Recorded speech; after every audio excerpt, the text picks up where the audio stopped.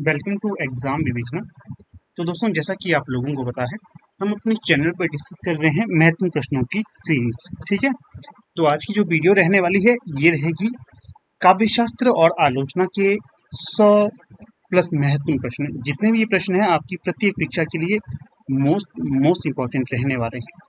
तो ध्यान से नहीं देखिएगा, जो प्रश्न आपको नहीं आते हैं तो उन्हें अपनी कॉपी पे भी आप नोट करते रहिएगा। ठीक है, तो वीडियो को शुरू करने से पहले आपको बता देता हूँ, अगर अभी तक आप हमारे टेलीग्राम, फेसबुक और व्हाट्सएप ग्रुप के साथ नहीं जुड़े हैं तो उनके लिंक डिस्क्रिप्शन बॉक्स में दे दिए गए हैं। उनके साथ भी आप जुड़ सकते हैं, महत्वपूर्ण जानकारी वहाँ पर भी आपको मिलती रहती है समय समय पे। तो वीडियो को शुरू करने से पहले आपको दिखा देता हूँ आज का सुंदर कोट। देखिए कितना सुंदर कोट है। जो किस्मत में नहीं लिखा होता ना, वो मेहनत में जरूर लिखा होता है। आप लोगों ने एक मूवी है मांझी, शायद देखी हो या ना देखी हो, परंतु समय कभी मिले तो जरूर देखिएगा। आजकल देखा करिए क्योंकि आपके साथ आजकल काफ़ी समय रहता है, क्योंकि परीक्षा फिलहाल तो आपकी कोई नहीं है। हाँ, नेट वालों के लिए डेट डिसाइड हो गई है। नेट वाले तो अपनी तैयारी करते रहिए, बाकी लोग देख सकते हैं आप। मांझी मूवी को जरूर देखिए। मांझी मूवी में क्या होता है उसका सार आपको बता देता हूँ। मांझी मूवी में ऐसा होता है कि दशरथ मांझी नामक एक व्यक्ति होता है। तो एक पहाड़ से उसकी जो पत्नी है वो गिरकर मर जाती है। मर तो नहीं जाती, घायल हो जाती है, परंतु वहां पर पहाड़ से जल्दी जल्दी उसे डॉक्टर के पास ले जाने की सुविधा नहीं होती है, क्योंकि पहाड़ों में आपको पता है गाड़ियां एकदम से नहीं आती हैं। यातायात की सुविधा उतनी ढंग की नहीं होती है, जिस कारण उसकी पत्नी मर जाती है। और पहाड़ के दूसरी तरफ ही शहर होता है, परंतु वो उसे समय पे नहीं ले जाता, जिस कारण उसकी पत्नी का अधिक खून निकलता है और वो मर जाती है। तो मांझी ठान लेता है कि ऐसी दुर्घटना कभी दूसरी बार ना हो। वो इस पहाड़ को काट कर वहां से सड़क बनाने का अपना एक निर्णय करता है, और वो किस्मत पे भरोसा नहीं करता, खूब मेहनत करता है और उस पहाड़ को काट देता है और फिर वहां से सड़क बना देता है। और ये काफी चर्चित किस्सा है, कभी आप जरूर सर्च करिएगा। जो मांझी मूवी है, जो पहाड़ काटने की बात की है, ये वास्तविक और सच्ची घटना है। तो इस तरह की चीजों पे आपको विश्वास करना चाहिए, अपनी मेहनत पे विश्वास करना चाहिए। किस्मत भी महत्वपूर्ण है, परंतु मेहनत सबसे महत्वपूर्ण है। जब तक मेहनत नहीं करोगे तब तक किस्मत कोई अपना योगदान नहीं देती। पता ही है आपको क्या, कि 99% आपकी मेहनत होनी चाहिए और जो 1% है ये किस्मत होनी चाहिए। इन दोनों का जब संयोग मिलेगा तो आप अवश्य सफल होंगे। ठीक है, तो चलिए समय अधिक नहीं लेते हैं, आज की जो वीडियो है शुरू कर देते हैं। तो यहाँ देखिएगा पहला प्रश्न क्या पूछा गया है। तो पहले प्रश्न में यहाँ पर पूछा गया है, रस संप्रदाय के प्रवर्तक आचार्य का नाम क्या है। काफी सरल प्रश्न है ये। रस संप्रदाय के प्रवर्तक आचार्य का नाम है भरत मुनि। क्या है? भरत मुनि। विकल्प ए यहाँ पर सही होगा। भरत मुनि के ग्रंथ का नाम क्या है? तो जो आचार्य भरत मुनि है, इनके ग्रंथ का नाम पूछा जाता है। ज्यादा व्याख्यान नहीं दूंगा क्योंकि लेक्चर लंबा हो जाएगा। प्रश्न पढ़ूंगा और उनके उत्तर देता रहूंगा, एक्सप्लेन भी ज्यादा नहीं करूंगा यहाँ पर। भरत मुनि के ग्रंथ का नाम है नाट्य शास्त्र। विकल्प सी यहाँ पर सही होगा, नाट्य शास्त्र। भरत मुनि का समय क्या माना जाता है? तो जो भरत मुनि का समय है ये माना जाता है दूसरी शताब्दी। क्या माना जाता है? दूसरी शताब्दी। ये जो प्रश्न है कई बार परीक्षा में पूछा जाता है। अगला प्रश्न है 4। भरत मुनि ने कितने रस माने? जो भरत मुनि थे इनके द्वारा जो रसों की संख्या मानी गई 8। कितनी? 8। विकल्प बी यहाँ पर सही हो जाएगा। फिर इनमें से रससूत्र किस आचार्य ने दिया था? दिए गए विकल्पों में से जो रससूत्र दिया गया था तो वो भरत मुनि के द्वारा दिया गया था। किसके द्वारा? भरत मुनि के द्वारा। यहाँ पर जो विकल्प डी है ये सही हो जाएगा। हाँ, आगे बढ़ने से पहले ये भी आपको बता देता हूँ, अगर आप हिंदी साहित्य के किसी भी विषय की तैयारी कर रहे हैं तो इसके लिए हमारी टीम के पास नोट्स अवेलेबल हैं। कोई भी क्वेरी रहती है तो यहाँ पर हमारा व्हाट्सएप नंबर दिया गया है, इस पे आप कांटेक्ट कर सकते हो। सारी क्वेरी के आंसर यहाँ पर आपको मिल जाएंगे। ठीक है, नोट्स मिल जाएंगे, P/Q अर्थात प्रीवियस ईयर के क्वेश्चन पेपर मिल जाएंगे। कोई भी चाहिए हो आप कॉन्टैक्ट अवश्य करिएगा, व्हाट्सएप नंबर यहाँ पर आपको बता दिया गया है। अगला प्रश्न देखिएगा 6। इनमें से असत्य कथन छांटिए। तो यहाँ पर जो एक असत्य कथन दिया गया है, पहला कथन देखिए, भरत मुनि का रस विषयक चिंतन वस्तुगत है। भरत मुनि का रस विषयक चिंतन वस्तुगत है। सही है ये कथन। भरत मुनि ने रस को आस्वाद, भरत मुनि रस को आस्वाद मानते हैं। तो ये असत्य है, ये सत्य नहीं होगा। ठीक है, आस्वाद नहीं मानते ये। फिर अगला कथन है भरत मुनि के अनुसार स्थायी भाव ही विभाव आदि के संयोग से रस रूप में बदल जाता है। क्या है? भरत मुनि के अनुसार जो स्थायी भाव होता है, स्थायी भाव ही विभाव आदि के संयोग से रस रूप में बदल जाता है, ये भी सही होगा। रस का मूल आधार स्थायी भाव है, ये भी सही है। जब तक स्थायी भाव नहीं होगा तब तक रस का बढ़ना मुश्किल हो जाता है। तो यहाँ पर जो असंगत होगा तो वो होगा विकल्प बी। अगला प्रश्न देखिएगा इनमें से 7, इनमें से कौन सा आचार्य रस सूत्र का व्याख्याता नहीं है? रस सूत्र का व्याख्याता नहीं है वो यहाँ पर बताना है। जैसे कि आपको पता ही है, अभिनव गुप्त है, ये तो हैं। भट्ट नायक हैं, ये भी हैं। भट्ट लोलट है, ये भी हैं। और अभिनव गुप्त, भट्ट नायक, भट्ट लोलट और शंकु, ये 4 हैं। कितने हैं? 4 हैं। परंतु जो आनंद वर्धन है ये रस सूत्र के व्याख्याता नहीं है, ये ध्वनिवाद के, ध्वनि संप्रदाय के प्रवर्तक माने जाते हैं, ये ध्यान रखना। अगला प्रश्न देखिए 8, रस सूत्र के प्रथम व्याख्याता आचार्य कौन है? तो जो रस सूत्र के प्रथम व्याख्याता आचार्य माने जाते हैं ये होंगे आपके भट्ट लोलट। कौन है? भट्ट लोलट। विकल्प बी यहाँ पर सही होगा। उत्पत्तिवाद की स्थापना भट्ट लोलट के द्वारा ही की गई थी, ये भी आपको ध्यान रखना है। देखिए अगला प्रश्न आ गया अभी जो मैंने आपको बताया, उत्पत्तिवाद या आरोपवाद किस आचार्य के मत को कहा जाता है? तो ये कहा जाता है भट्ट लोलट के मत को। जो आचार्य भट्ट लोलट है इनके मत को उत्पत्तिवाद या आरोपवाद कहा जाता है। याद रखना है, उत्पत्तिवाद या आरोपवाद एक ही है। किसकी देन है? ये आचार्य भट्ट लोलट की देन है। फिर अगला प्रश्न है यहाँ पर 10, इसमें पूछा गया है साधारणीकरण सिद्धांत के आविष्कर्ता आचार्य कौन है? अर्थात साधारणीकरण सिद्धांत किसके द्वारा प्रतिपादित किया गया था? तो साधारणीकरण सिद्धांत ये आपके भट्ट नायक के द्वारा प्रतिपादित किया गया था। किसके द्वारा? भट्ट नायक के द्वारा। विकल्प ए यहाँ पर सही होगा। अगला प्रश्न देखिए 11, भट्ट लोलट के मत से विभाव आदि एवं स्थायी भाव के संयोग का क्या अर्थ है? भट्ट लोलट के मत से विभाव आदि एवं स्थायी भाव के संयोग का क्या अर्थ है? तो ये होगा उत्पाद्य और उत्पादक संबंध। क्या होगा? उत्पाद्य एवं उत्पादक संबंध। विकल्प बी यहाँ पर सही होगा। अगला प्रश्न देखिए 12, इसमें पूछा गया है आचार्य शंकु के मत को किस नाम से जाना जाता है? तो जो आचार्य शंकुक हैं इनके मत को जो नाम दिया जाता है तो वो होगा अनुमितिवाद। क्या होगा? अनुमितिवाद। विकल्प सी। शंकुक का अनुमितिवाद। भुक्तिवाद ये आपका भट्ट नायक का हो जाएगा। आरोपवाद ये आपका किसका होगा? आरोपवाद और उत्पत्तिवाद है भट्ट लोलट का। अगला देखिए 13, चित्तर तुरंग ज्ञान। चित्तर तुरंग ज्ञान की अवधारणा का उपयोग किस आचार्य ने रस निष्पत्ति की व्याख्या में किया? तो जो ये किया था ये आचार्य शंकुक के द्वारा किया गया था। किसके द्वारा? आचार्य शंकुक के द्वारा। विकल्प बी यहाँ सही होगा। अगला प्रश्न है 14, शंकुक ने रस सूत्र में संयोग का अर्थ क्या माना है? शंकुक ने रस सूत्र में संयोग का अर्थ क्या माना है?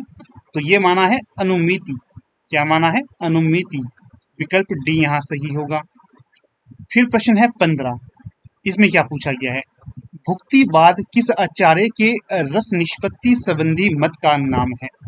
भुक्तिवाद किस आचार्य के रस निष्पत्ति संबंधी मत का नाम है? अभी ऊपर आपको ये बताया था मैंने, तो ये किसका होगा? भट्ट नायक का होगा। ये किसका? भट्ट नायक का। विकल्प डी। अगला है 16, इनमें से साधारणीकरण सिद्धांत किस आचार्य का है? ये भी हमने डिस्कस किया था, भट्ट नायक का ही होगा। ये साधारणीकरण किसकी देन है? भट्ट नायक की। अगला देखिए 17, निम्नलिखित सूचियों को सुमेलित करते हुए सही विकल्प का चयन कीजिए। तो यहाँ पर आचार्य दिया गया है और यहाँ पर मत का नाम दिया गया है। जैसे कि ऊपर ही आपको मैंने सारे मत और आचार्य के बारे में बता दिया था। भट्ट लोलट का क्या बताया आपको? भट्ट लोलट का बताया आपको मैंने आरोपवाद। ठीक है। आचार्य शंकुक का क्या बताया था? शंकुक का था अनुमितिवाद। भट्ट नायक का क्या बताया? भुक्तिवाद। और जो आपके आचार्य अभिनव गुप्त है इनका क्या होगा? अभिव्यक्तिवाद। तो ये ध्यान रखिएगा, भविष्य में कभी पूछा जाएगा तो आप इजीली इसे सही करोगे। तो ए का क्या है? ए का हो जाएगा सी, भट्ट लोलट का आरोपवाद। ए का सी कहाँ पर है? तो देखिए इसी में है, विकल्प ए में ही है ए का सी। तो ये हो जाएगा यहाँ पर सही, ए का सी, 2 का डी, 3 का ए, 4 का बी। अगला प्रश्न 18, आचार्य शुक्ल के अनुसार साधारणीकरण किसका होता है? तो जो आचार्य रामचंद्र शुक्ल है इनके अनुसार साधारणीकरण होता है आलंबनत्व धर्म का। किसका? आलंबनत्व धर्म का साधारणीकरण होता है आचार्य शुक्ल जी के अनुसार, ये माना गया है। विकल्प ए जो है ये यहाँ पर सही होगा, विकल्प ए। ये पहले पूछा गया है पीजीटी की परीक्षा में। अधिकतर ये भी प्रश्न है जो किसी न किसी परीक्षा में पहले पूछे गए हैं, इसलिए आगामी कोई भी परीक्षा होगी, चाहे नेट हो गया, चाहे कमीशन हो गया, वहां पर आपके लिए काफी महत्वपूर्ण होंगे। ये ध्यान से तभी जोर देने के लिए कह रहा हूँ आपको, जोर दीजिएगा इन प्रश्नों पे। अगला प्रश्न देखिए 19, साधारणीकरण का संबंध किस व्यापार से है? जो साधारणीकरण का संबंध होता है ये आपके भावत्व व्यापार से होता है। तो विकल्प जो बी है यहाँ पर ये सही हो जाएगा। अगला देखिए 20, रस सूत्र में संयोग का अर्थ भोज्य और भोजक संबंध किस आचार्य ने माना? भोज्य और भोजक संबंध किस आचार्य ने माना? भट्टनायक के द्वारा। प्रश्न संख्या 21, क्या पूछा गया है? भट्टनायक ने रस का स्थान कहाँ माना है? जो भट्टनायक ने रस का स्थान माना है सहृदय सामाजिक का चित्त। जो भट्टनायक थे ये मानते हैं रस का स्थान आपका सहृदय सामाजिक का चित्त। विकल्प सी यहाँ पर सही हो जाएगा। अगला प्रश्न देखिएगा 22, इसमें क्या पूछा गया है? तो 22 में आपसे पूछा गया है भट्टनायक के भुक्तिवाद का मूल आधार इनमें से क्या है? तो जो भट्टनायक के भुक्तिवाद का मूल आधार है तो वो हो जाएगा यहाँ सांख्य दर्शन से संबंधित। किससे? सांख्य दर्शन से संबंधित। और जो न्याय दर्शन है ये शंकुत से संबंधित होगा। शैव दर्शन ये अभिनव गुप्त के संप्रदाय या फिर अभिनव गुप्त के शैव दर्शन से संबंधित होगा। अगला है, इनमें से साधारणीकरण की स्थिति की तुलना मधुमती भूमिका से किसने की? जो साधारणीकरण की स्थिति की तुलना मधुमती भूमिका से की है वो डॉक्टर श्याम सुंदर दास या फिर बाबू श्याम सुंदर दास के द्वारा की गई है। विकल्प भी यहाँ पर सही होगा। अगला देखिए 24, रस को व्यंजना व्यापार किसने कहा? तो रस को व्यंजना व्यापार कहा गया था अभिनव गुप्त के द्वारा। किसके द्वारा? अभिनव गुप्त के द्वारा। विकल्प सी यहाँ पर सही होगा। अगला प्रश्न देखिए 25, अभिनव गुप्त के रस निष्पत्ति संबंधी मत को किस नाम से जाना जाता है? अभिनव गुप्त के रस निष्पत्ति संबंधी मत को किस नाम से जाना जाता है? ये आपको मैंने बताया था अभिव्यक्तिवाद के नाम से, अभिव्यक्तिवाद नाम से। विकल्प भी यहाँ सही होगा हमारा। अगला प्रश्न देखिए 26, अभिनव गुप्त का रस निष्पत्ति संबंधी मत किस दार्शनिक मत पर आधारित है? ये हमने ऊपर ही पढ़ा, शैव दर्शन पर। किस पे है आधारित? शैव दर्शन पर आधारित है। अगला देखिए 27, रस सूत्र में संयोग का अर्थ व्यंग्य व्यंजक संबंध माना है। रस सूत्र में संयोग का अर्थ व्यंग्य व्यंजक संबंध माना है अभिनव गुप्त के द्वारा। किसके द्वारा? अभिनव गुप्त के द्वारा माना यह है। ये विकल्प सी यहाँ पर सही है। फिर है 28, इनमें से कौन सा कथन असत्य है? इनमें से जो असत्य कथन होगा तो वो देखिए, पहले कथन सारे देख लेते हैं। रस ब्रह्मानंद सहोदर होता है। क्या रस ब्रह्मानंद सहोदर है? बिल्कुल सही। रस की उत्पत्ति सतगुण के उद्रेक से होती है, ये भी सही होगा। रस लोकोत्तर चमत्कार है, ये भी सही है। रस आस्वाद्य है, ये गलत है, ये यहाँ पर असत्य हो जाएगा, इसलिए सी यहाँ पर चयनित होगा हमारा। अगला प्रश्न देखिए 29, स्थायी भाव की संख्या कितनी मानी गई है? अगर पूछा जाता भर्त मुनि के द्वारा स्थायी भाव की संख्या कितनी मानी गई तो वो होता 8, परंतु ये नॉर्मल प्रश्न पूछा गया है। नॉर्मल आधार पर स्थायी भाव की संख्या कितनी है? 9। रस कितने हैं? 9। ये ध्यान रखना है आपने। अगला प्रश्न देखिए 30, इनमें से कौन सा स्थायी भाव नहीं है?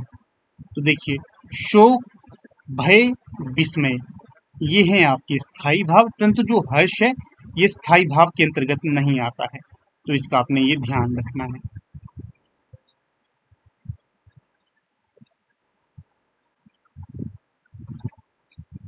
फिर देखिए यहाँ पर अगला प्रश्न है 31। इसमें क्या पूछा गया है, निम्नलिखित सूचियों को सुमेलित कीजिए तथा उपयुक्त विकल्प का चयन भी करें। तो यहाँ पर एक तरफ रस दिया गया है और दूसरी तरफ स्थायी भाव। तो अगर हम इसका मिलान करते हैं तो देखिए श्रृंगार रस, तो श्रृंगार रस का स्थायी भाव क्या है, तो श्रृंगार रस का स्थायी भाव है रति। क्या होगा, श्रृंगार का हो जाएगा रति। फिर करुण रस का स्थायी भाव क्या है, तो मान लीजिए अगर आप ए का बी ही कर लेते हैं तो देखिए कितने विकल्पों में, ओनली विकल्प ए में ही है ये। करुण रस का स्थायी भाव क्या होगा, करुण रस का हो जाएगा शोक। और शांत रस का स्थायी भाव क्या होगा, तो शांत का हो जाएगा आपका निर्वेद। और रौद्र रस का स्थायी भाव क्या होता है, तो रौद्र का हो जाएगा क्रोध। कई बार जो शांत रस को पूछा जाता है अलग से, तो इसलिए आपने इसका ध्यान रखना है। तो यहाँ पर जो विकल्प ए है ये सही हो जाएगा, ए का बी, 3 का डी, सी का 2 और 4 का सी, ये ध्यान रखना है।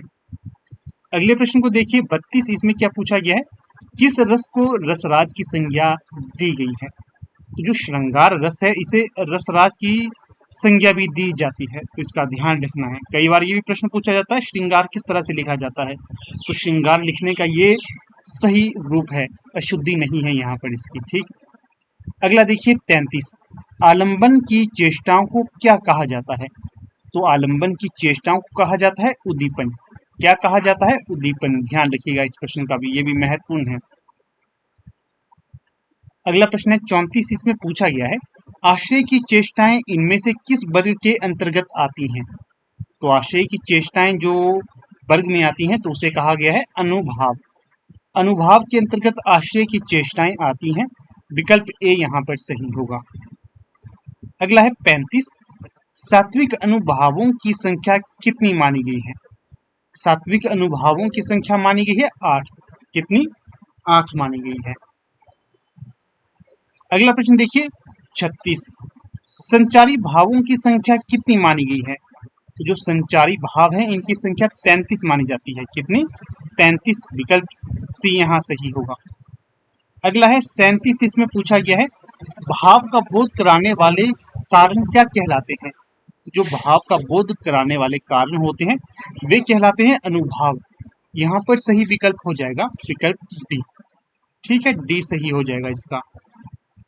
अगला जो प्रश्न है यहाँ पर देखिएगा 38। इसमें क्या पूछा गया है 38 में, तो इसमें आपसे पूछा गया है इनमें से कौन सा अनुभाव के अंतर्गत नहीं आता। तो जो अनुभाव के अंतर्गत नहीं आता है तो वो होगा आपका ग्लानि। ये अनुभाव के अंतर्गत नहीं आता है ग्लानि। स्वेद, रोमांच, अश्रु, स्वेद, रोमांच, अश्रु, ये आपके अनुभाव के अंतर्गत आते हैं। इसका भी आपने ध्यान रखना है क्योंकि इसी तरह के प्रश्न आगे आपसे परीक्षा में पूछे जा सकते हैं।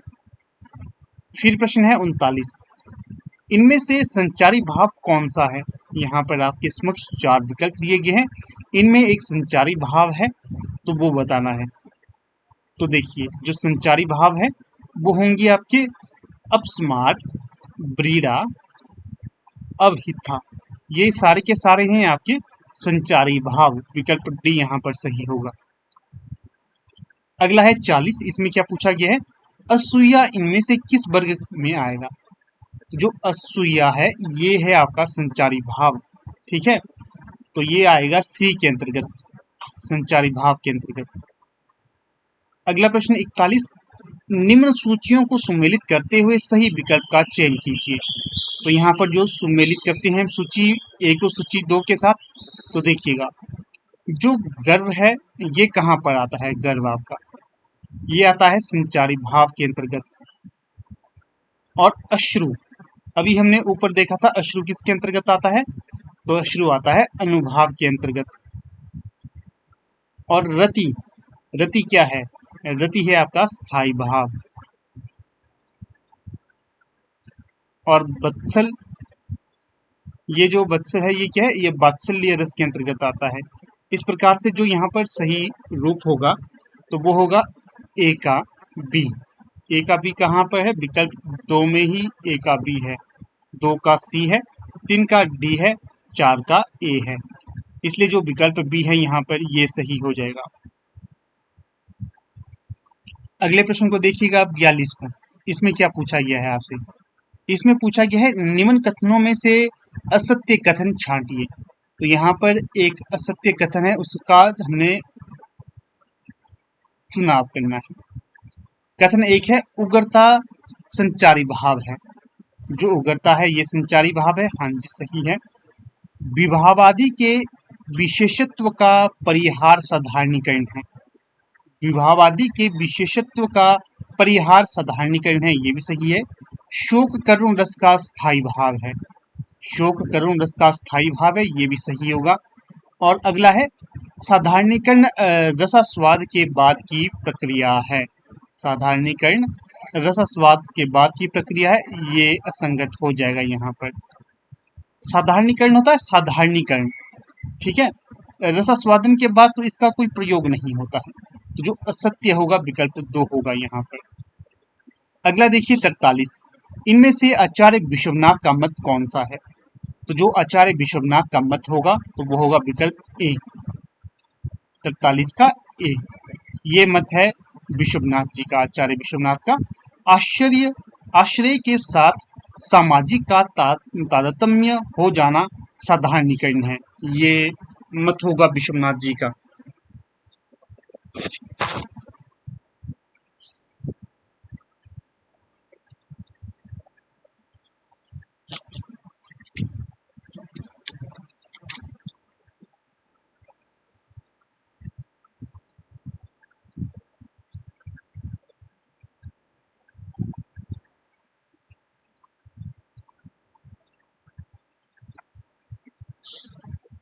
फिर अगला प्रश्न है यहाँ पर 44। इसमें क्या पूछा गया है? व्यंजना शब्द शक्ति का संबंध किससे होता है? तो जो व्यंजना शब्द शक्ति है इसका संबंध किससे होता है? तो यहाँ पर 44 का सही विकल्प हो जाएगा व्यंग्यार्थ से। किससे? व्यंग्यार्थ से। विकल्प डी यहाँ पर सही होगा। अगला प्रश्न देखिए 45, इन सूचियों को सुमेलित कीजिए। यहाँ पर सूची ए है तो यहाँ पर सूची 2। तो देखिए दोनों में से जो सही मिलान होगा वो किस प्रकार से होगा। चलिए इसको बताने से पहले आपको यहाँ पर मैं बता देता हूँ। देखिएगा हमारी टीम के द्वारा हिंदी साहित्य के लिए, चाहे अगर आप तैयारी कर रहे हैं LT TET, LT commission, TGT, PGT Hindi, NET SET, JRF इत्यादि, इसके लिए अगर आप तैयारी कर रहे हैं, इसके लिए हमारी टीम के द्वारा हार्ड बुक के तौर पर नोट्स तैयार किए गए हैं। स्पाइरल नोट्स हैं। अगर किसी की भी कोई क्वेरी रहती है इन नोट्स को लेने के लिए, बुकलेट सीरीज में हमारे पास ये उपलब्ध है। 1500 प्लस महत्वपूर्ण क्वेश्चन है इसमें। अगर आप एक बार इन 1500 क्वेश्चंस को पढ़ लेते हैं तो काफ़ी चीज़ें आपको पता चल जाती हैं, क्योंकि ये जो पहले प्रश्न पूछे गए थे उन्हीं को आधार बनाकर यहाँ पर ये बुकलेट हमारे द्वारा तैयार की गई है। हार्ड कॉपी के द्वारा आपको ये उपलब्ध होगी, ठीक है। प्राइस भी इसका 450 रखा गया है, आपको ये पोस्ट कर दी जाएगी। कोई क्वेरी इस बुकलेट को लेने के लिए अगर आपकी रहती है तो यहाँ पर हमारा ये व्हाट्सएप नंबर भी दिया गया है, इस पर आप व्हाट्सएप करिएगा, सारी क्वेरी के आपको उत्तर मिल जाएंगे, ठीक है। प्रीवियस क्वेश्चन पर आधारित है, डिटेल्ड एक्सप्लेन किए गए हैं, मोस्ट एक्सपेक्टेड है नेक्स्ट एग्जाम के लिए आपके लिए, और सारे महत्वपूर्ण क्वेश्चन आपको यहाँ पर अवेलेबल होंगे। बहुत से बच्चों ने ये परचेज कर ली है, अच्छे रिव्यू हैं बच्चे के, इसी आधार पर आपको कह रहा हूँ अगर आपको ये लेना है तो आप समय रहते ले सकते हो और अपनी तैयारी अच्छी कर सकते हो, क्योंकि इसी तरह के क्वेश्चन आपको बार बार परीक्षा में रिपीट होते हैं। आपको पता चल जाता है कि किस तरह की आपने स्टडी करनी है। जब तक आपको पता नहीं चलता तब तक आपको मुश्किल होती है, परंतु अगर आप ये बुकलेट ले लेते हो काफ़ी आपको सहायता यहाँ पर हो जाएगी, ठीक है। तो चलिए चलते हैं अपने प्रश्न की तरफ। तो प्रश्न था हमारा 45, इसमें सूची ए को सूची 2 के साथ सुमेलित करना था। तो यहाँ पर देखिए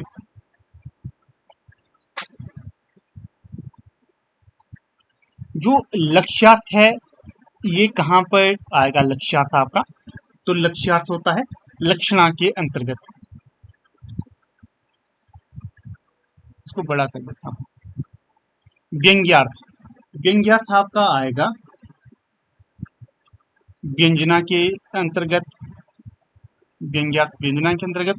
वाच्यार्थ है ये आएगा आपका कोशगत अर्थ है वाच्यार्थ का।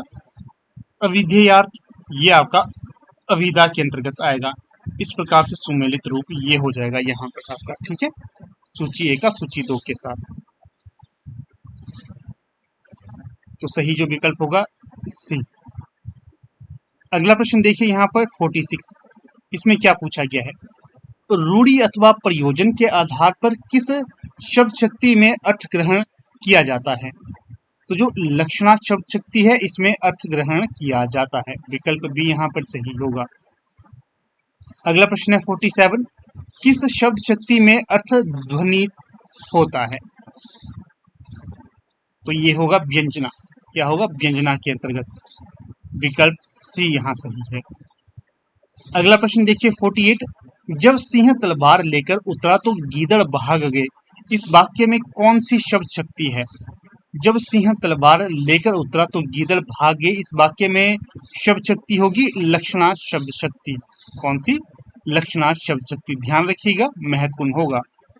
49, घर गंगा में है, घर गंगा में है, इस वाक्य में कौन सी शब्द शक्ति है। तो ये है व्यंजना या व्यंजन शब्द शक्ति, विकल्प बी। प्रश्न संख्या 50, उदित उदय गिरी मंच पर रघुवर बाल पतंग में कौन सा शब्द शक्ति का प्रयोग किया गया है। तो ये होगा सारूपा लक्षणा शब्द शक्ति, विकल्प बी सही है। और ये काफी महत्वपूर्ण भी है, परीक्षा हेतु देखिएगा, पूछा जाएगा भविष्य में ये। अगला है अलंकार संप्रदाय के प्रवर्तक का नाम बताइए। अलंकार संप्रदाय किसके द्वारा प्रतिपादित किया गया था। तो ये किया गया था आचार्य भामह के द्वारा। किसके द्वारा, आचार्य भामह के द्वारा, विकल्प सी सही है। केशवदास भी अलंकारवादी आचार्य थे, जयदेव भी, और आचार्य कुंतक का भी इसकी तरफ झुकाव रहता है, अलंकार की तरफ। अगला प्रश्न 52, इन सूचियों को सुमेलित करते हुए सही विकल्प का चयन कीजिए। तो संप्रदाय का नाम यहाँ पर दिया गया है और प्रवर्तक यहाँ है। तो देखिए संप्रदाय का नाम और मिला लेते, ध्वनि संप्रदाय, पहले ही आपको बताया था ध्वनि संप्रदाय किसके द्वारा प्रतिपादित किया गया था, आचार्य आनंदवर्धन के द्वारा। और रस संप्रदाय किसके द्वारा प्रतिपादित किया गया था, आचार्य भरतमुनि के द्वारा। औचित्य संप्रदाय आचार्य क्षेमेंद्र के द्वारा। रीति संप्रदाय ये किया गया था आपके आचार्य बामन के द्वारा। इस प्रकार से जो सही मिलान यहाँ पर होगा एक का बी, कहाँ पर है एक का बी, विकल्प ए में भी है और विकल्प डी में भी है। अगला देख लेते हैं, रस संप्रदाय किसके द्वारा प्रतिपादित किया गया था, भरतमुनि जी के द्वारा। तो 2 का डी कहाँ पर है, ये देखिए 2 का डी यहाँ पर भी है और यहाँ पर भी है, कोई बात नहीं, अगला भी मिला लेते हैं। औचित्य संप्रदाय किसके द्वारा प्रतिपादित किया गया है, औचित्य संप्रदाय किया गया है आपके क्षेमेंद्र के द्वारा। 3 का 1 कहाँ है, 3 का 1 है सिर्फ विकल्प डी में, इसलिए जो विकल्प डी है यहाँ पर हमारा ये सही हो जाएगा।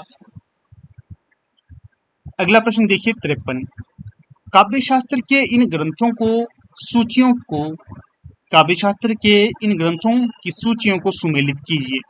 तो ग्रंथ इस तरफ दिए गए हैं और इसके रचनाकार इस तरफ दिए गए हैं, तो इनका भी हम मिलान कर लेते हैं। जैसे ध्वन्यालोक किसके द्वारा लिखा गया था, ध्वन्यालोक तो ध्वनि से संबंधित है, तो ये आनंदवर्धन जी के द्वारा लिखा गया था। साहित्य दर्पण ये किसके द्वारा लिखा गया था, आचार्य विश्वनाथ जी के द्वारा लिखा गया था। रस गंगाधर ये किसके द्वारा लिखा गया था, रस गंगाधर पंडित राज जगन्नाथ के द्वारा। और जो काव्य प्रकाश है ये ममट जी के द्वारा लिखा गया था। इस प्रकार से ये यहाँ पर सही सुमेलित रूप हो जाएगा। जो सही विकल्प है तो वो होगा विकल्प 2 अर्थात विकल्प बी। अगला प्रश्न देखिएगा यहाँ पर 54, इनमें से असत्य कथन कौन सा है। पहले सारे कथन पढ़ लेते हैं। प्रतीयमान अर्थ का संबंध व्यंग्यार्थ से है, सही है ये। ध्वनि काव्य में व्यंग्यार्थ प्रमुख होता है, ये भी सही है। चित्र काव्य में व्यंग्यार्थ नहीं होता, चित्रकार काव्य में बिल्कुल व्यंग्यार्थ नहीं होता है, तो ये भी सही हो जाएगा। विकल्प सी है, गुणीभूत व्यंग्य में व्यंग्यार्थ प्रमुख होता है, तो ये यहाँ पर असंगत हो जाएगा, इसलिए 54 का सी सही विकल्प होगा। अगला है 55। इनमें से कौन सा अलंकारवादी आचार्य नहीं है? कई बार पूछा जाता है ये, इसलिए यहाँ पर आया है। बताया था आपको, केशवदास अलंकारवादी है, भामह अलंकारवादी है, जयदेव अलंकारवादी है, आनंदवर्धन, बार बार जोर देकर कह रहा था, आनंदवर्धन आपके ध्वनिवादी हैं, इसलिए अलंकारवादी नहीं होंगे। अगला प्रश्न है 56। उपमेय में उपमान की संभावना होने पे कौन सा अलंकार होता है? उपमेय में उपमान की संभावना होने में कौन सा अलंकार होता है? उत्प्रेक्षा अलंकार। विकल्प सी यहाँ सही होगा। फिर प्रश्न है 57। उपमेय का निषेध करते हुए जहां उपमान की स्थापना की जाती है वहां पर कौन सा अलंकार होता है? उपमेय का निषेध करते हुए जहां उपमान की स्थापना की जाती है वहां पर जो अलंकार होता है उसे कहा जाता है अपनहुंती अलंकार। विकल्प डी अपनहुंत। अगला देखिए 58। कहाँ रघुपति के चरित उदारा, कहाँ रघुपति के चरित उदारा, कहाँ मति मोर नियत संसारा में कौन सा अलंकार प्रयुक्त किया गया है? तो जो प्रस्तुत पंक्तियां है यहाँ पर निदर्शना अलंकार प्रयुक्त किया गया है, तो विकल्प जो सी होगा ये सही हो जाएगा। विकल्प सी। अगला प्रश्न है 59। रीति संप्रदाय के प्रवर्तक कौन थे? तो ऊपर ही हमने देख लिया था, रीति संप्रदाय के प्रवर्तक माने जाते हैं आपके आचार्य वामन। फिर प्रश्न संख्या 60। विशिष्ट पद रचना रीति यह प्रसिद्ध पंक्ति किस आचार्य के द्वारा प्रतिपादित है? तो जो विशिष्ट पद रचना रीति यह उक्ति है आचार्य वामन की। आचार्य वामन रीति संप्रदाय के प्रवर्तक भी हैं, इसका भी ध्यान रखिएगा। रीति के लिए मार्ग शब्द का प्रयोग इनमें से किसने किया? रीति के लिए जो मार्ग शब्द का प्रयोग किया है ये किसके द्वारा किया गया है? तो यहाँ पर जो इसका सही विकल्प हो जाएगा 61 का।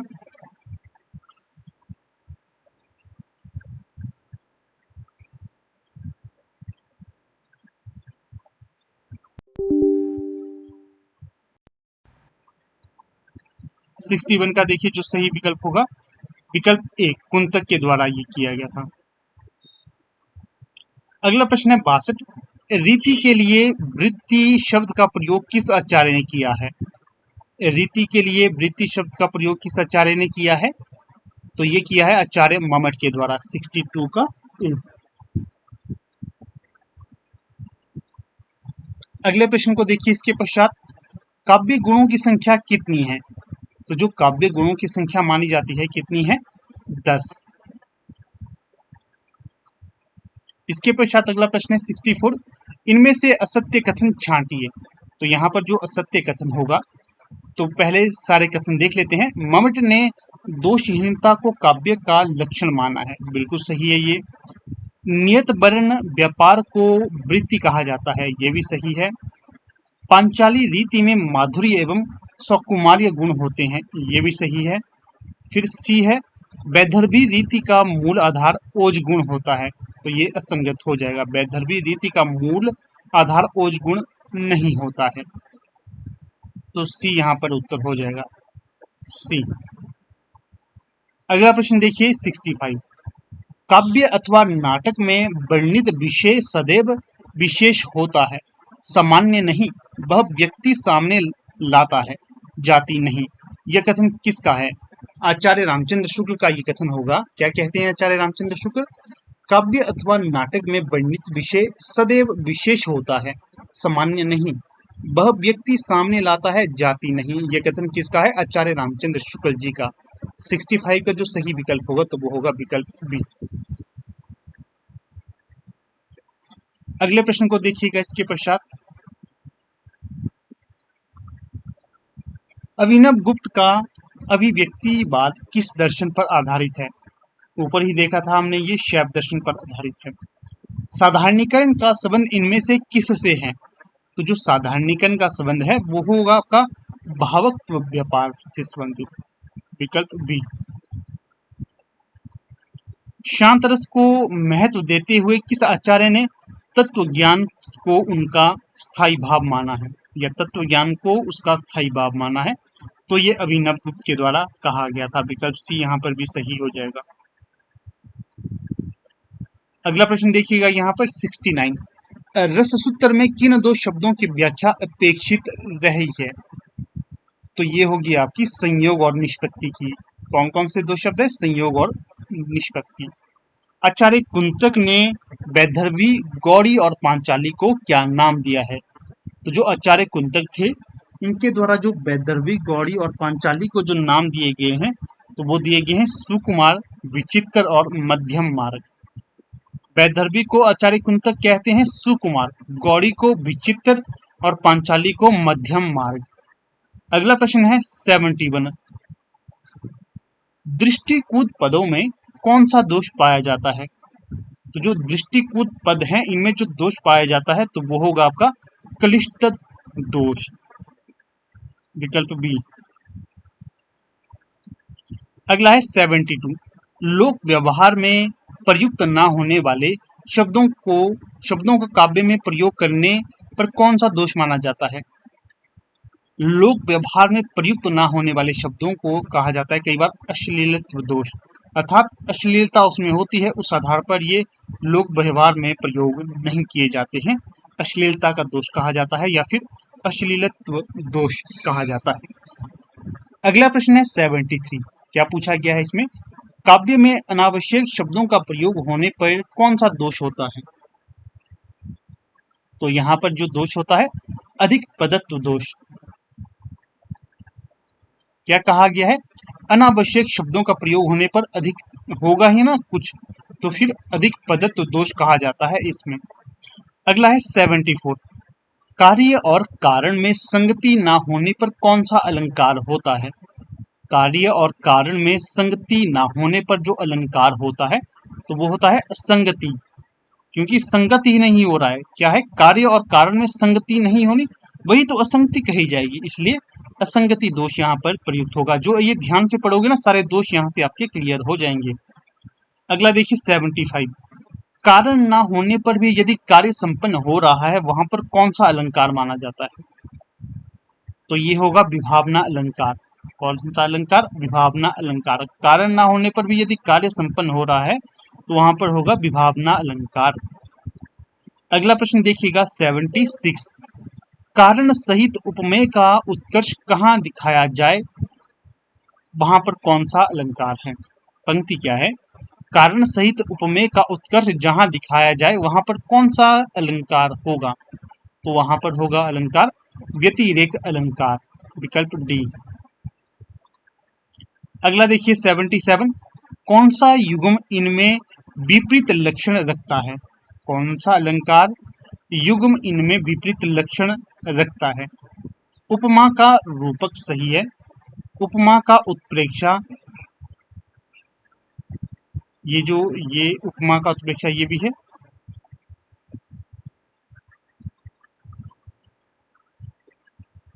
एक बार इस प्रश्न को दोबारा से देख लेते हैं। कौन सा युग्म इनमें विपरीत लक्षण रखता है?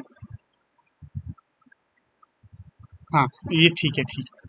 तो यहाँ पर देखिए उपमा का रूपक ये जो है, उपमा का उत्प्रेक्षा, उपमा का विरोधाभास और उपमा का प्रतीक, ये होगा विकल्प बी यहाँ पर सही, विकल्प बी। उपमा का प्रतीक, ये जो विपरीत लक्षण रखता है। अगला है 78। नाक का मोती अधर की कांति से, बीज दाड़िम का समझकर भ्रांति से, देखकर सहसा हुआ शुक मौन, सोचता है अन्य शुक यह कौन है। तो इन पंक्तियों में कौन सा अलंकार है? तो यहाँ पर है भ्रांतिमान अलंकार। क्यों? क्योंकि जो शुक है, जो तोता है, इसको भ्रांति हो रही है। कैसे भ्रांति हो रही है? नाक का मोती अधर की कांति से, बीज दाड़िम का समझकर भ्रांति से देखकर सहसा हुआ शुकमान। अच्छा, कि उसके एक भ्रांति हो रही है ये सब देखकर, तो इसलिए यहाँ पर भ्रांतिमान अलंकार होगा। अगला है 79। इसमें क्या पूछा गया है? तो इसमें पूछा गया है कहें कभी बेनी बेनी ब्याल की चुराई लेनी। इन पंक्तियों में कौन सा अलंकार होगा? तो यहाँ पर होगा यमक अलंकार। शब्द एक ही हैं परंतु अलग अलग अर्थ निकाले। जैसे कहे कवि बेनी बेनी ब्याल की चुराई लेनी, तो बेनी बेनी यहाँ पर 2 बार प्रयुक्त है परंतु दोनों बार इसका अलग अलग अर्थ होगा। अगला है 80। ध्वनि को काव्य की आत्मा इनमें से किसने स्वीकार किया? तो ध्वनि को काव्य की आत्मा जो स्वीकार किया इनमें से आचार्य आनंदवर्धन के द्वारा, विकल्प सी। अगला है 81, ध्वनि प्रस्थापन परमाचार्य की पदवी इनमें से किसको दी जाती है? तो ये आचार्य मम्मट को दी जाती है।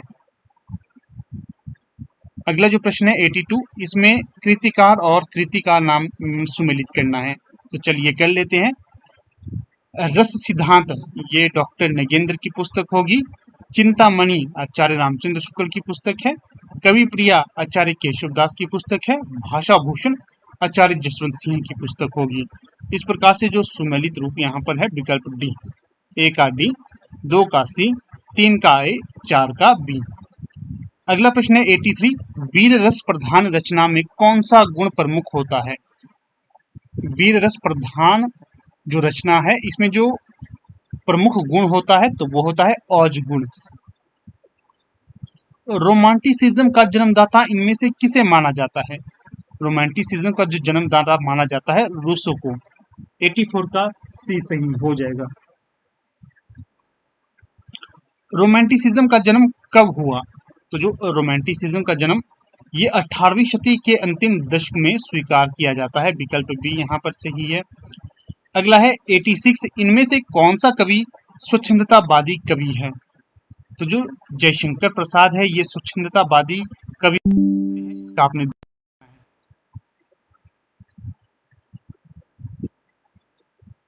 इनमें से कौन सी विशेषता स्वच्छंदतावाद की नहीं है? पलायनवाद, प्रकृति प्रेम, रहस्यवाद, राष्ट्रीयता।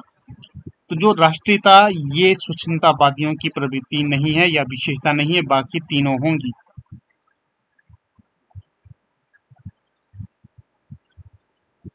अगला प्रश्न देखिए 88, इसमें क्या पूछा गया है? बिंब अभिधा की अपेक्षा लक्षणा और व्यंजना पर आधारित होता है, ये कथन किस समीक्षक का है? तो ये केदारनाथ सिंह का कथन होगा। अगला है चाक्षुक बिंब का संबंध किससे होता है? चाक्षु, चक्षु कहते हैं ना नेत्रों को, तो चाक्षुक होगा नेत्रों से संबंधित बिंब। दिवास्वापन क्या है? दिवास्वापनात्मक अथवा दुख स्वापनात्मक बिंब का दूसरा नाम क्या है? तो ये होगा फैंटेसी। 90 का सही विकल्प होगा सी। अगला है मिथक के बारे में क्या सत्य नहीं है? तो जो मिथक के बारे में सत्य नहीं होगा तो विकल्प ए, मिथक का संबंध अति मानवीय क्रियाकलापों से होता है, ये सत्य नहीं है। बाकी जो सत्य है वह अनेक आद्य बिंबों का गुच्छ होता है, सही है। इसकी घटनाएं बिना तर्क के स्वीकार कर ली जाती हैं, बिल्कुल सही। यह कल्पना पर आधारित होता है, ये भी सही होगा। काव्य शोभा करान धर्मान अलंकार प्रक्षते, यह प्रसिद्ध परिभाषा किसके द्वारा प्रतिपादित है? तो जो 92 का सही विकल्प हो जाएगा तो वो हो जाएगा विकल्प बी, दंडी के द्वारा ये परिभाषा प्रस्तुत की गई थी। अनलंकृति पुनः क्यापी, अनलंकृति पुनः क्यापी जो पंक्ति है किस आचार्य की होगी? ये तो ये आचार्य मम्मट की होगी, विकल्प सी। भूषण बिनु न विराजे कविता बनीता मीत, ये किसका कथन है? आचार्य केशवदास का। अगला है इनमें से कौन सा हिंदी कवि अलंकारों को काव्य का प्राण तत्व मानता है? तो केशवदास। यथार्थवाद और अति यथार्थवाद का जन्म कहाँ पर हुआ? फ्रांस में। इनमें से किस आचार्य ने वाक्यम रसात्मकम काव्यम कहा? आचार्य विश्वनाथ के द्वारा। रमणीयार्थ प्रतिपादकः शब्द काव्यम, यह कथन किस आचार्य का है? पंडित राज जगन्नाथ का। औचित्य सिद्धांत के प्रवर्तक आचार्य इनमें से कौन है? क्षेमेंद्र। कौन सा कथन असत्य है? पहले कथनों को देख लेते हैं। कल्पना बुद्धि के नियंत्रण से मुक्त होती है, कथन सही है। कल्पना का आलंबन अप्रत्यक्ष होता है, ये भी सही है। कल्पना की सामग्री बिंबों के रूप में मस्तिष्क में संचित होती है, ये भी सही है। कल्पना इच्छा प्रेरित नहीं होती, तो ये असंगत होगा यहाँ पर, विकल्प सी। इनमें से कल्पना के कौन से भेद कांट ने माने हैं?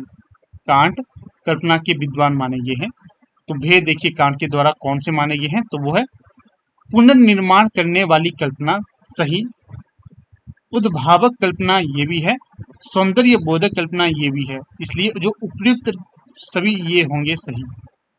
अगला है 102, मधुमेह बसंत जीवन बन के, इस पंक्ति में बसंत किसका प्रतीक है? तो बसंत होता है यौवन का प्रतीक, ध्यान रखना है, यौवन का, विकास का, उन्नति का। काव्य बिंब एक ऐसा भावात्मक चित्र है जो रूपक आदि का आधार ग्रहण कर भावनाओं को तीव्र करता है और काव्यानुभूति को सादृश्य तक पहुंचाने में समर्थ है। किसका कथन है ये? सीरी लेविस, ये इसका कथन होगा, सीरी लेविस जी का। अगला है 104, रोमांटिसिज्म को साहित्य उदात्तता का नाम किसने दिया? विक्टर ह्यूगो के द्वारा। किसके द्वारा? विक्टर ह्यूगो के द्वारा। उपन्यासकार प्रेमचंद को आप किस वर्ग में रखेंगे? जो कई बार पूछा गया है ये प्रश्न, आदर्शोन्मुखी यथार्थवादी के अंतर्गत रखेंगे, इसलिए 105 का डी सही होगा। अगला प्रश्न देखिए 106, सच्चा यथार्थवादी बाह्य जगत के चित्रण के साथ साथ मानव की मानसिक वृत्तियों का भी चित्रण करता है, ये कथन किसका होगा? तो ये होगा राल्फ फॉक्स का कथन, विकल्प सी। तो देखिएगा दोस्तों, कुछ इस प्रकार से आज का ये हमारा लेक्चर था, ठीक है। जो ये मैंने आपको प्रश्न यहाँ पर करवाए, ध्यान से देखोगे, ना केवल ये आपके किसी एक परीक्षा तक सीमित है, अपितु जैसे टेट और कमीशन और नेट में तो ये लगातार प्रश्न कई पूछे जाते हैं। ज़्यादातर टेट और कमीशन की बात करूं, अगर आप इन परीक्षाओं की तैयारी कर रहे हैं और यहीं से पढ़ रहे हैं, इससे बाहर आपका प्रश्न नहीं पूछा जाएगा, इसलिए ध्यान से इनको पढ़ते रहिएगा, आपको काफ़ी लाभ मिलेगा। बाकी पीजीटी और नेट और सेट के लिए भी यहाँ से प्रश्न पूछे जाते हैं, इसलिए ये भी आपके लिए महत्वपूर्ण होगा, ठीक है। तो देखिए, फिर से वीडियो को समाप्त करने से पहले यहाँ पर आपको बता देता हूँ, हमने लगभग 106 प्रश्न ये डिस्कस करे। ध्यान से देखोगे तो आपको परीक्षा में ये नजर आएंगे। और वीडियो को समाप्त करने से पहले बता दूं, हमारी टीम के द्वारा जो बुकलेट लॉन्च की गई है, notes, hard copy notes launch किए गए हैं। कोई भी अगर क्वेरी चाहता है या फिर लेना चाहता है तो इस नंबर पर आप व्हाट्सएप करिए, आपको सारी डिटेल वहाँ पर मिल जाएगी। काफ़ी महत्वपूर्ण और इंटरेस्टेड क्वेश्चन है यहाँ पर इस बुकलेट में, 1500 प्लस हैं। कोई भी क्वेरी रहती है तो आप इस नंबर पे कांटेक्ट कर सकते हैं और आपको ये आपके घर में पोस्ट कर दी जाएगी, कि आपके घर में बैठे बैठे आपको ये नोट्स अवेलेबल हो जाएंगे, ठीक है। तो चलिए अब यहाँ पर वीडियो का समाप्त कर देते हैं। पीडीएफ इत्यादि के लिए आप हमारे टेलीग्राम, व्हाट्सएप और फेसबुक ग्रुप और चैनल को ज्वाइन कर सकते हैं, वहाँ पर आपको ये चीज़ें उपलब्ध करवा दी जाएंगी। धन्यवाद।